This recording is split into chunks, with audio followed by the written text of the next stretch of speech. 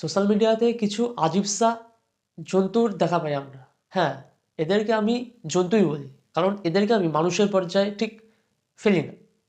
তারা হচ্ছে কিছু মহিলা, যারা নিজেদেরকে কেউ ফৌজির বউ, কেউ রেলের স্ত্রী, কেউ পুলিশের বউ ইত্যাদি বলে দাবি করে।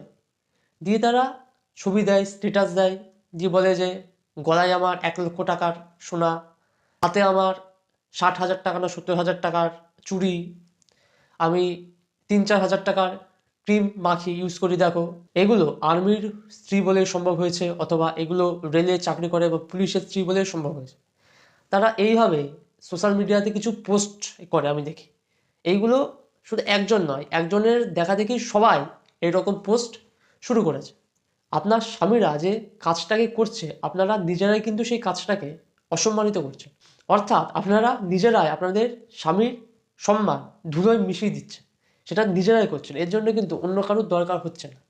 আপনার স্বামীরা যেভাবে কাজ করে, যে হার্ডওয়ার্ক করে, যে স্ট্রাগল করে, যে ট্রেনিং করে, সেগুলো গিয়ে যদি আপনারা দেখতেন তাদের সেই জায়গাতে তারা কি কঠোর পরিশ্রমটাই না করছে, তাহলে যদি সত্যি শিক্ষিত হতেন, যদি সত্যি স্বামীর কাজের প্রতি আপনাদের একটু হলেও সম্মান থাকতো, তাহলে এইগুলো বলতে পারতেন না।